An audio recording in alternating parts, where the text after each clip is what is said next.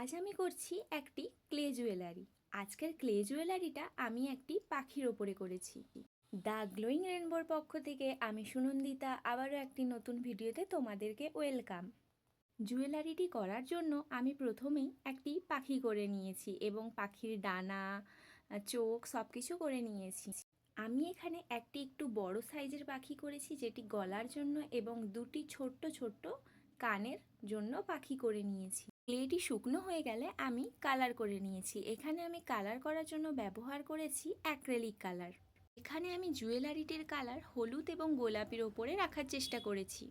আর এই জুয়েলারিতে ব্যবহার করা প্রত্যেকটি কটন বল এবং টার্সেল কিন্তু আমি নিজের হাতেই বানিয়েছি।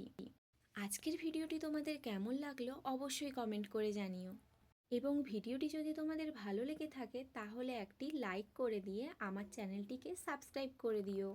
প্রত্যেক দিন এইরকম নতুন নতুন ক্রাফট আইডিয়া দেখার জন্য আমার চ্যানেল দ্য গ্লোয়িং রেনবোর পাশে থেকো। আজকের মতো এতটুকুই। Thanks for watching.